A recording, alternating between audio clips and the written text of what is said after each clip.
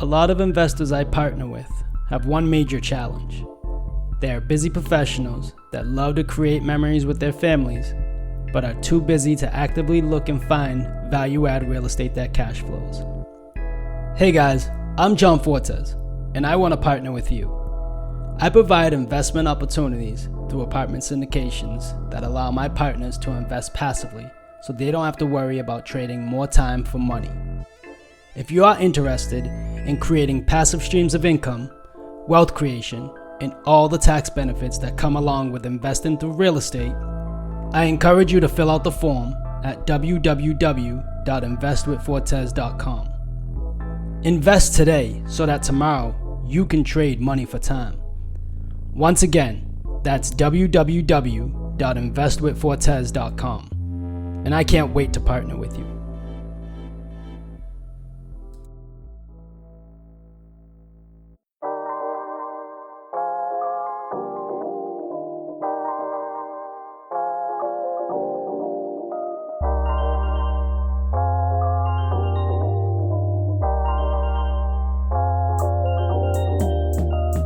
Are you a busy professional looking to diversify your portfolio? Ever wanted to passively invest in real estate but don't know where to start? John Fortes provides you with a guide to passively invest in real estate. This is the Passive Investor Show. And now, the Passive Investor Show.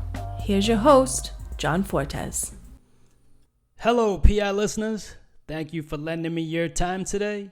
Welcome to the Passive Investor Show. I'm John Fortes. Our goal is to provide you, the busy professional, with passive investing tips and tricks for your real estate investments to leverage more time for you to focus on your true passions. Let's get to work. Forming a relationship. How do you go about it? Forming a relationship is all about know, like, and trust. So there's three popular ways to go about it.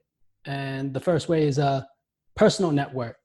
Tap into your personal network, let them know what you're doing, just see where that goes and where that leads you. Then there's meeting individuals or other like-minded investors at conferences, events, or sometimes it just happens at community outings. They just happen to hear what you do and they get interested.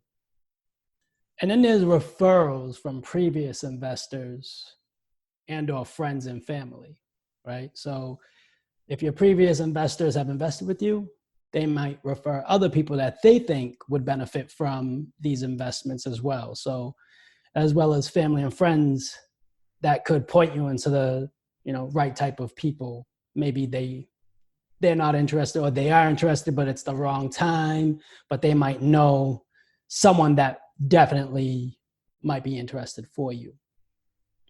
And what happens when you start the connection? So maybe you arrange a meetup at a Starbucks or a coffee shop or breakfast, or maybe you schedule a 15-minute call.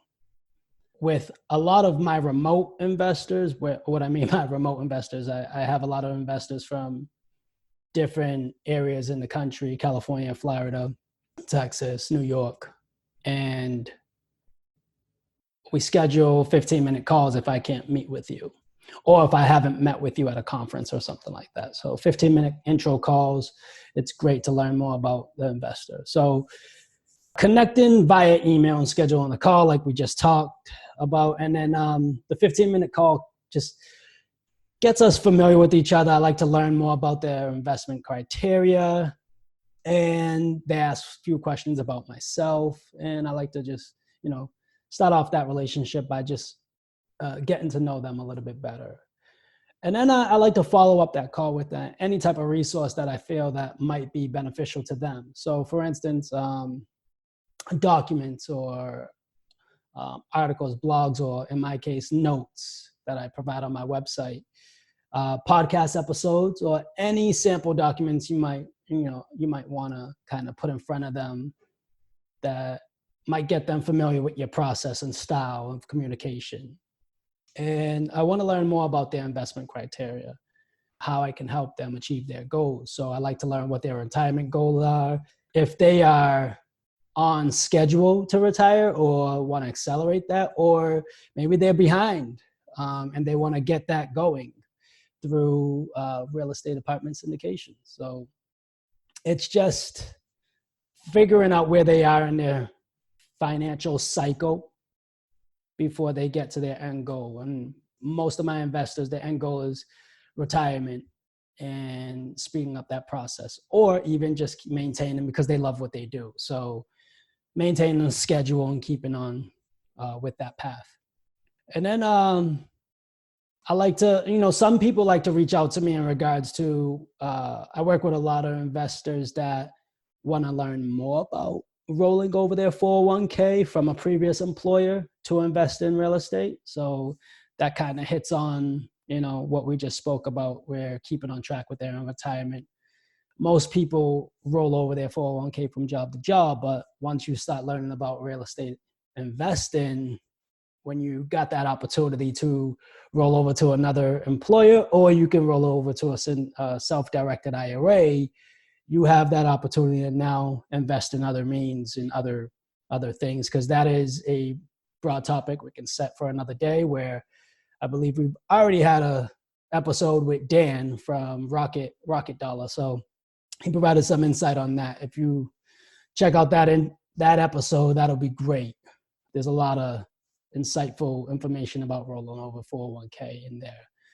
And then any other piece of information you think would be helpful, for your investors to better understand their goals. So if they want to add any other piece, like maybe they're going through this or that, or they see something coming down the pipe down the road where they might have an influx of capital, you might want to help them, not provide any consulting advice in regards to accounting, but you want to make them aware that, your opportunities are an option to invest in as well. So, and ask them if they would like to be added to your once a month newsletter. That's very important, instead of just adding them, or let them add themselves. So that's even better if you can do that. And stay in touch with them and keep in contact with them. So ways to do that is by text, newsletters, phone calls. Every investor is different. Some like the calls, some like text, some like the newsletter for touch bases and stuff. So, and then let them know that your newsletters and your offerings will come through via email, and sometimes you'll schedule a call with them just to let them know about some offerings, along those lines. You just want to keep the contact there once you start establishing that relationship, as they get to know, like, and trust you. So let's just recap that, right? So there's 3 ways to connect with investors. That's personal network, meeting at conferences or events, and referrals. Learn about them and listen. Connect in person or schedule a call. Provide resources that might be beneficial for them, and stay in touch. So that is how to form a relationship. PI listeners, I'm grateful for your time and I appreciate you for listening. For more information, go to passiveinvestorshow.com. If any of this resonates with you, please subscribe and leave a review. The more you know, the more we grow. Thank you for tuning in. Till next time.